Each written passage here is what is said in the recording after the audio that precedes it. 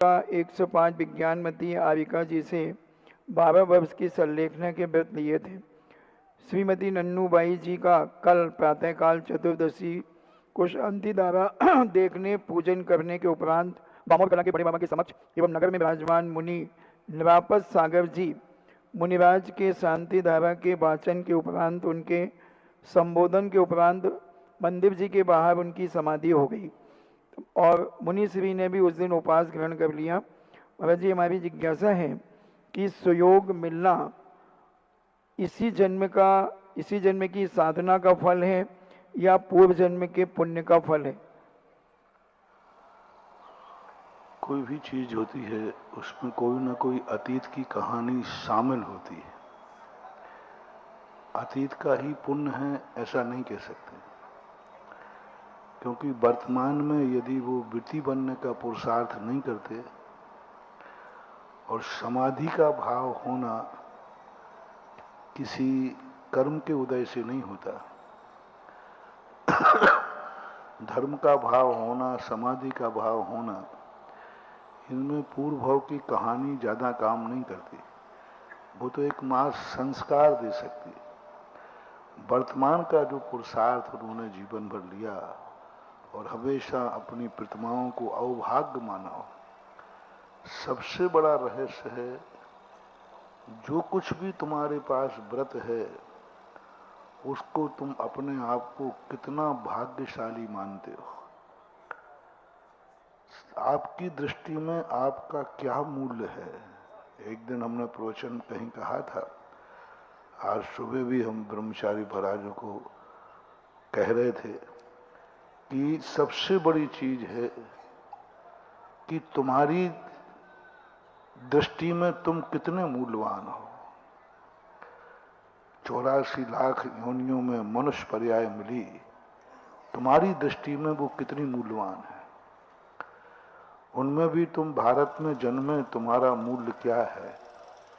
उसमें भी तुम जैन बने, जैन में भी वृत्ति बने, वृत्ति में भी ग्रह त्यागी बने, ब्रह्मचारी बने, क्षुल्लक बने, एलक बने, मुनि महाराज बने, आरिका बने, ये सब तुमने ग्रहण किया है। तुम्हारी दृष्टि में इसका मूल्य कितना है, कितने में छोड़ दोगे, यानी कितने में बेच दोगे। बेचने का अर्थ छोड़ दोगे, कितने में छोड़ दोगे, मूल्य बताओ।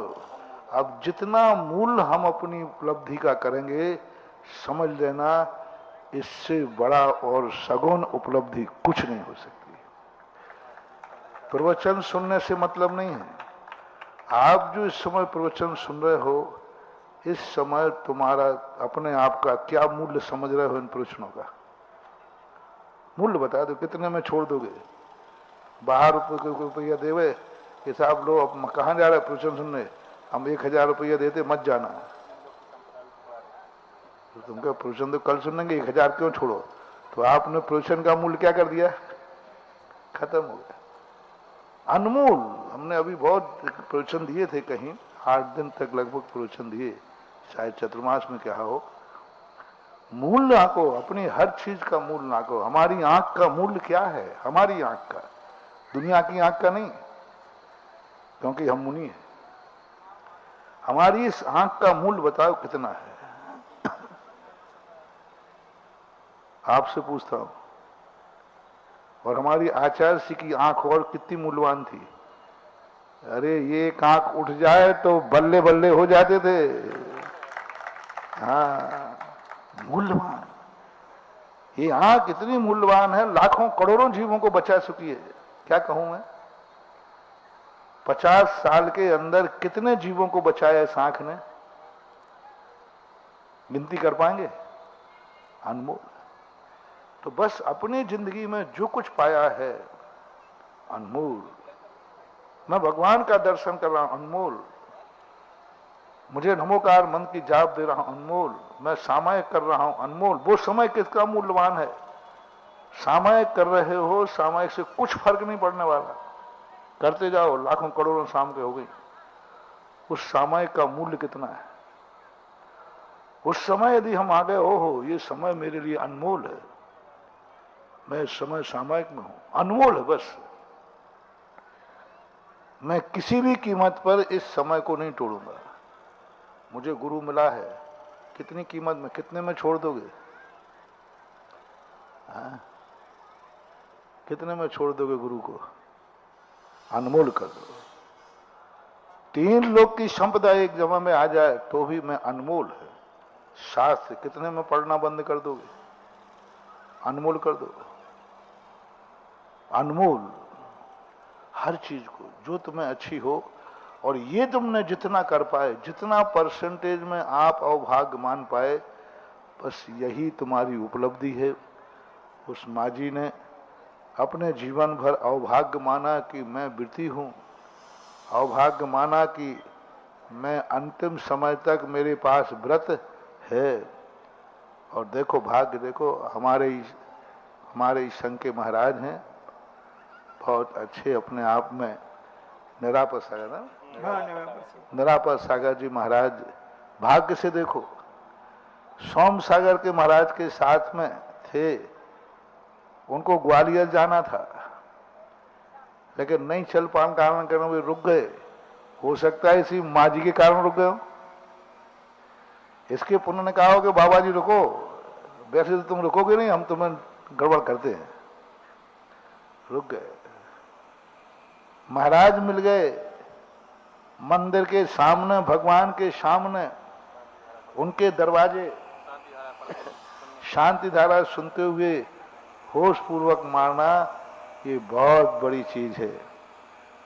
उस आत्मा के लिए भी भाग्यवान है, और वो महाराज भी भाग्यवान है कि ऐसे जीव के अंतिम समय पर तुम्हें संबोधन देने मिला।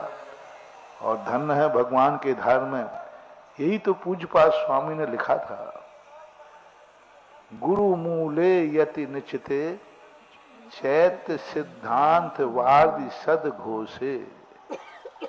कितनी बड़ी बात है। जन्म मरण आदि गुरु मूले यति निश्चिते, गुरु का पाद मूल हो, यति की निकटता हो, साधु सामने हो। और स्थान कौन सा हो? चैत्य सिद्धांत वाले, चैत्य यानी मंदिर का दरवाजा हो, मंदिर हो, और उस समय साधु के मुख से संबोधन हो रहा हो। पूज्यपाद स्वामी कहते, बस मुझे मरने के लिए वो समय मिल जाए और कुछ नहीं चाहिए मुझे। जब मेरे प्राण निकले तो स्थान मंदिर हो, सामने साधु हो, और उनका संबोधन मेरे कान में पड़ रहा हो, और उस समय मेरे प्राण निकल जाएं। ये पूज्यपाद स्वामी ने हजारों साल पहले भावना की थी। दुर्लभतम है। और माँ जी के लिए जो ऐसा दुर्लभ क्षण मिला, 103 साल के बाद, पहली बात तो उम्र भी अच्छी लंबी पाई, और 103 साल बाद होश में रहना, महाराज का मिलना, भगवान का दरवाजा सामने मिलना, और समाधि का परिणाम होना, सब चीजें उसके तो मानना चाहिए। जो कुछ भी मिला है छप्पड़ फाड़ के मिला है। ऐसे क्षण, ऐसे समय बड़े बड़े त्यागी तपस्वियों के लिए भी दुर्लभतम दुर्लभ होता है। बहुत बहुत आशीर्वाद उसके लिए।